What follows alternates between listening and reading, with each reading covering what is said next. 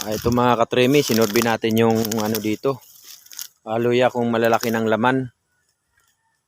Kung malalaki na pwede nang harbisin ito. Yung luya. Tingnan lang natin. Tingnan lang natin yung ano laman. Ito mga katremi oh.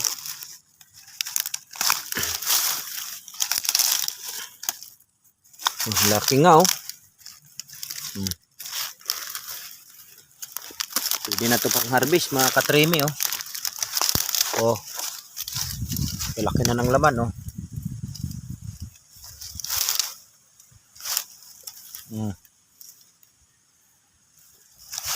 Pwede na pala ito pang harvest.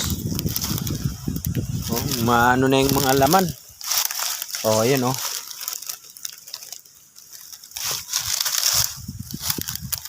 Ayan. I-schedule na lang natin to kung ano para ma-harvest na to.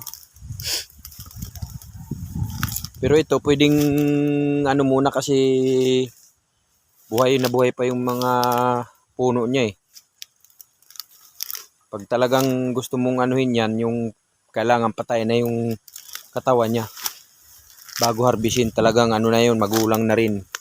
Katulad nito, ganyan no, pagka talagang ano,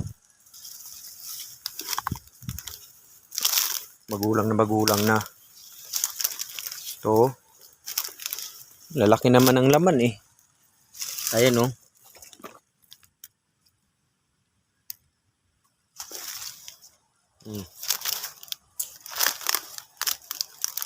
Kaso mas mura pa ngayon ang kilo ng luya kasi. Kaya hindi muna natin anuhin yan. So,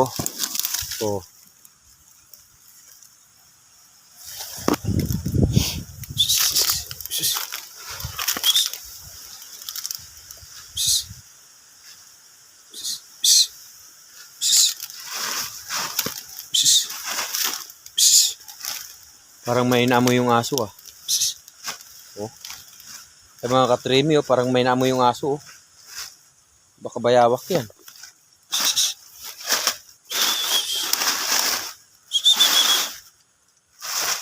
Oh. Oh yan oh.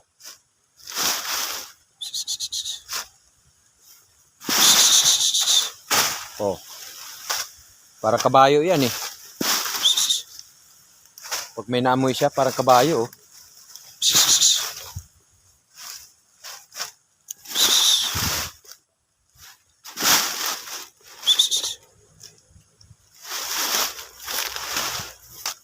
Tingnan mo, parang kabayo yan. Oh. Tingnan mo ah.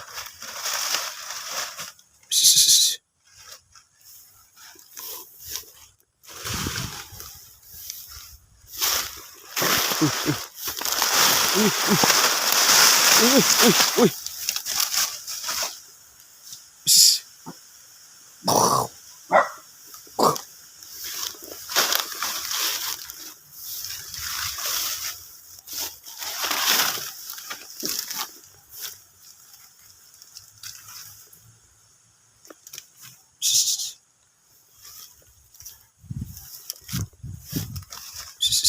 Oh.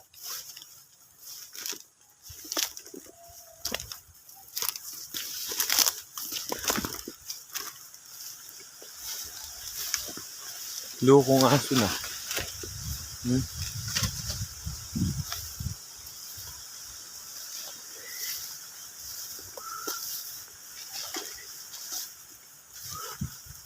Oh, yung kakao hinog na oh.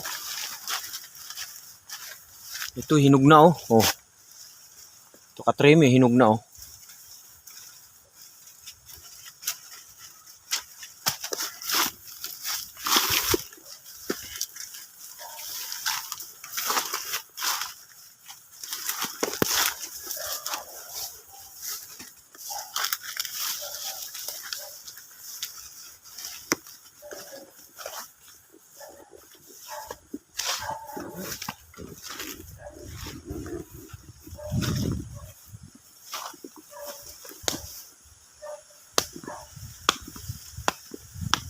Daming bunga ng luya. Oh. Ay ano, laman.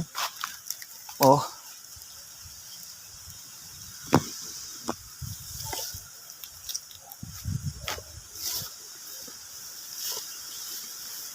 Buko tong aso na to. Ito mga katremi. Oh. Nung una hindi binalot ng ano plastic. Kung talagang kaya bang anuhin, kung kayang hindi uurin, kung hindi uurin yung ano niya, buto. Eh ano talaga, inuud talaga. Kaya pinag-anuhan, tsaga nabaluti na lang ng ano, plastic para ano, makaano naman ng mas marami. Makaipon ng mas maraming buto. Yan. Ito yung mga ano natin, oh, binabalot ng plastic.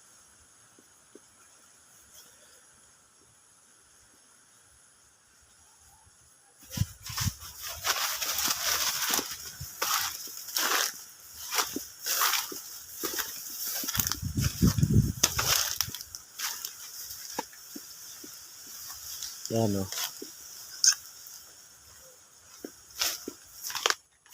Daming natumba ng mga saging dahil nung dinaanan ng bagyo.